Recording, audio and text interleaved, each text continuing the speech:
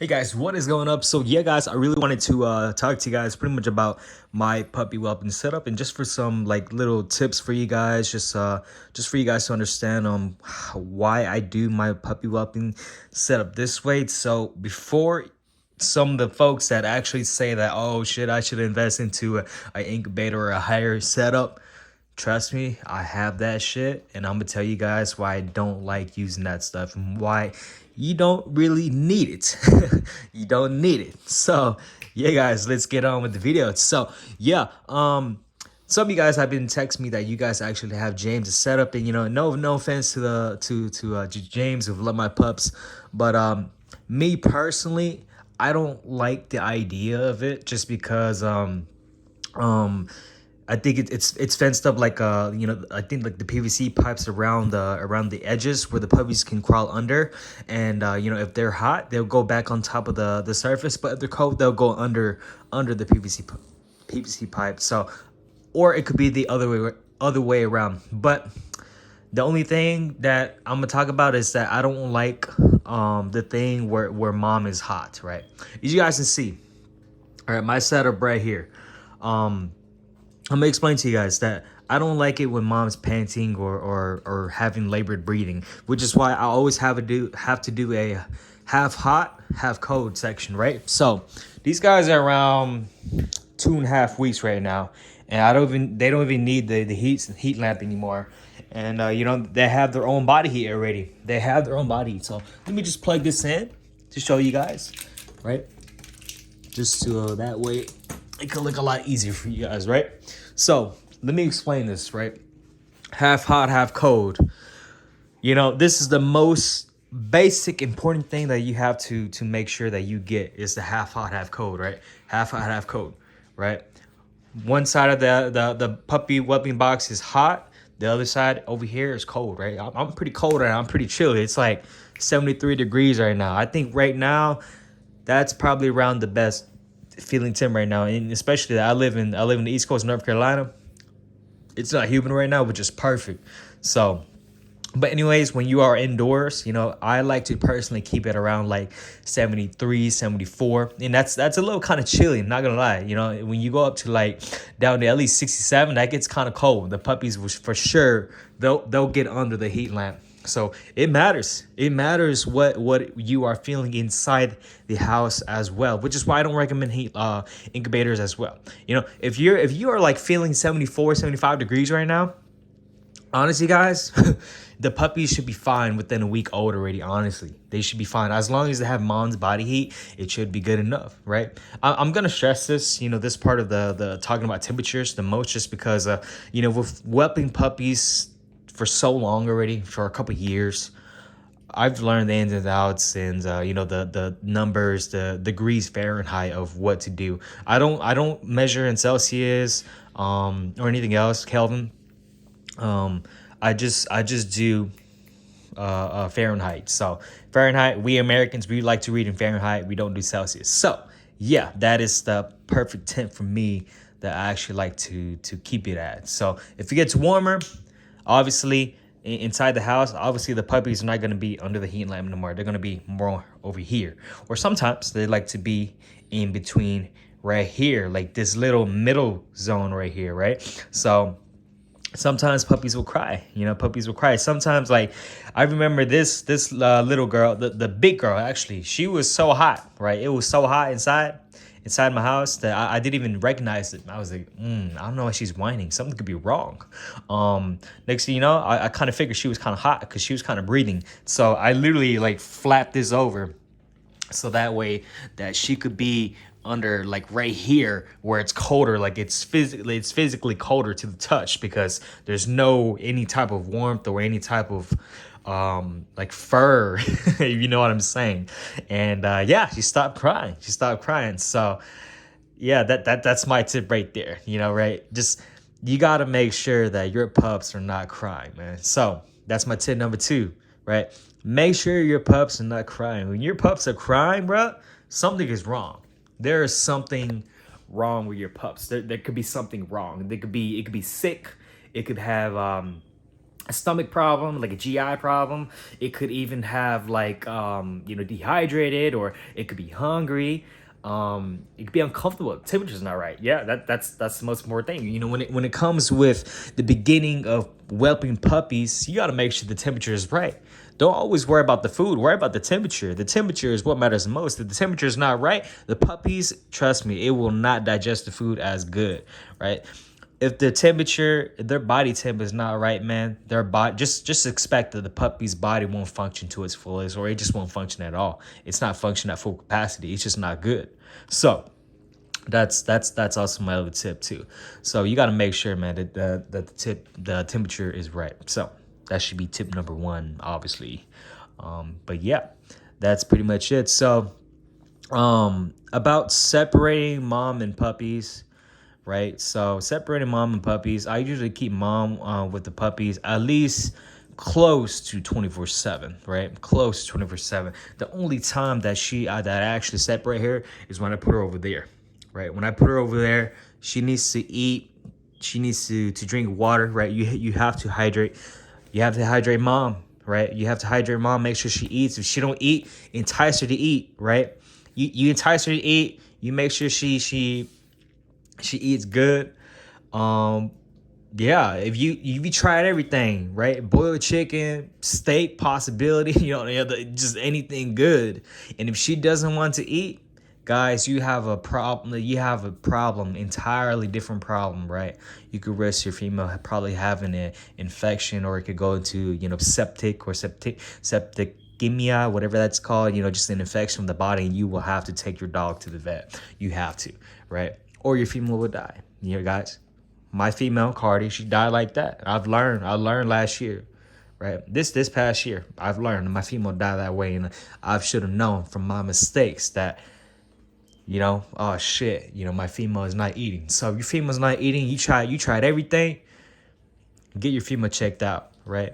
Get your female checked out, because if your female's not in the picture, you're gonna have to hand feed all these guys, and it's the caring for the well-being of your dog anyway. You don't want your dog to die. You don't want your puppies to die. I love my girls, man. They're everything for me. They're the foundations for everything, and I love them. They've been with me the whole time. Most of my females that I have right now, actually all of them that I have right now, I raised all of them, so I love them. So anyways, yeah, you got to make sure that whenever you separate mom and puppies, just make sure that at least she eats and drinks. Guys, if she don't eat, take her to the vet. Something could be wrong. She could have an infection. It could be something entirely different. I don't know. But if mom is not in the picture no more, or if mom was never in the picture and you still need help, I recommend this, guys. This, right? I put it in the bag, but I'll just put it up. This is actually Breeder's Edge milk, right? I recommend this milk so much, man. Breeder's Edge. My bag actually broke, so I actually had to put it in a Ziploc bag. But I'm telling y'all, man, this Breeder's Edge, thank you so much, child, for recommending me this milk product right here, dude. This milk product, not gonna lie, man, this shit works good. This stuff works good. And I know it's more expensive than your regular old puppy milk, but trust me, guys, I'm bringing out that trust card for real. This is the best milk you can ever get, and I hope I get sponsored, or I'll make my own in the future. But this stuff is amazing. This stuff is it's highly palatable, right? Quality milk. And guys, this thing smells so good, bro. I feel like I could drink it myself. That's how good it smells. It's kind of like a vanilla creamy type of smell. Very good. Right? It's kind of like the protein shakes that I used to drink back in the days when I used to work out a lot. But yeah, Breeder's Edge puppy formula, I highly recommend. Everything else, dog shit, trash. Goat milk, I don't even use that either. This is pretty fatty enough. This has the vitamins. This has the nutrients and the colostrum. It even has colostrum and stuff like that. There's the core nutrients that your puppies need to grow as well. And it provides the immunity as well. So it says that, so I'm going to believe it. But, hey, it does work. So this stuff works good, man. I don't like to use all that goat milk, or it makes your puppies fatter. At the end of the day, it's the genetics of the dog. People that say that using goat's milk is going to make your dog fatter or look better, It's genetics at the end of the day, but that's gonna be another video I'll talk about in the future. So I recommend this Breeder's Edge, really good stuff. So another question that you guys asked me is pretty much your puppies sucking like crazy. Puppies sucking like crazy and milk coming out of their nose. Is that should be like concerning or anything like that?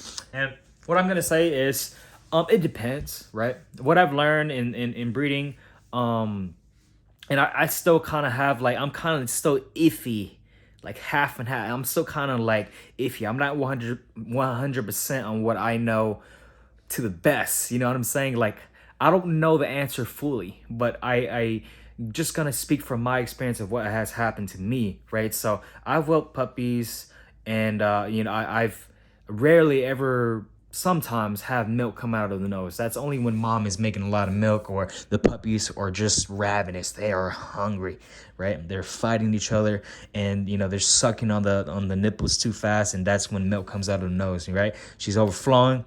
Puppies are hungry. It all adds up together, and then that's when you start having it. So I saw this Facebook post. Let me know, you guys. I'm gonna ask you guys a question, right? So that this lady said that pretty much that when puppies are sucking on the milk, that hey, just let them keep on sucking. It's fine. They're not gonna aspirate. When you pull them off the nipple, then that's when they will aspirate. So yeah, so that's what she said. So I'm gonna not 100% believe it, but I'm gonna, I think I probably do believe it, honestly, because it happened to me like 5 years ago when I had puppies that were sucking like crazy. Mom's like breasts were huge, and all the puppies' milks were coming out and stuff like that, and they were sucking, and I was an amateur. I didn't know, I didn't even know it should be a concerning thing, and that's when I just let them do their own thing. Mom cleaning up, clean their face, all that stuff. And the puppies, they're fine. They didn't develop aspiration pneumonia. So, yeah. So, I mean, I guess that is a good thing, right? It could be true, right? So, but then I've heard some other cases too that sometimes, when that is happening, milk coming out of the puppy's nose, that sometimes that they choke on the milk and they will die and suffocate. They will suffocate and choke and die. So, I don't know. I don't know. You guys answer that question for me. So that's what I personally dealt with before. And I had these guys the same way as like for me as well. I've had it happen to them. I didn't need to put them on antibiotics to cure that aspiration pneumonia. They didn't develop that. They didn't even develop upper respiratory infection at all either. So these guys were fine. All I did was that when they were done, I just wiped the nose, suck it up a little bit, and that was it. There's some folks that go extreme, right? They go extreme that they will suck the milk out of the puppies. They suck the bulb sucker, or they even got the machine too. They suck the puppy's nose every feeding that they do. I'm just like, wow, that is dedication for real, right? Just to make sure to prevent aspiration pneumonia or just pneumonia, right? It doesn't have to be aspirating for real. It could just if substances get into your lungs, you will develop pneumonia, right? Guys, that doesn't happen to us humans as often just because, we have a strong immune system. But also like we rarely even get stuff in our lungs anyway, unless you're really breathing it in. But it has to physically be into your lungs, right? It could be water gets inside these lungs, and they could get infected, right? They could get inflamed, and that's when they'll need the medicine. So that is pretty much it that I'm going to give you guys on some tips on. So that's the stuff that I personally dealt with. And guys, I don't use an incubator. This is my setup. It's very ghetto. I understand. Hey, but it works.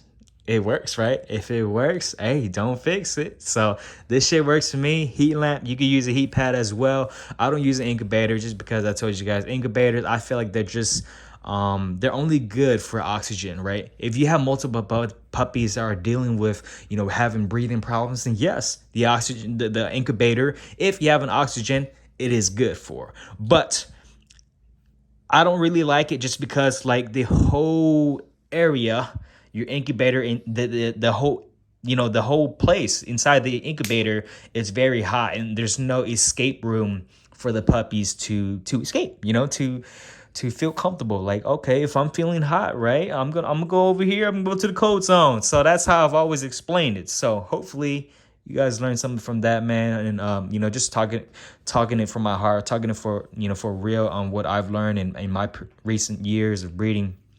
But yeah, so some other things, if I haven't experienced, you guys, I won't tell you. Like, I just don't know. I just don't know. Some of the questions you guys ask me, like whatever you guys go through, sometimes I just don't know. So you'll just go ask some other folks. But this should be the basics on what I've personally dealt with. And I've been through, you know, a lot of things already. And yeah, just you know, looks ghetto, but hey, it works.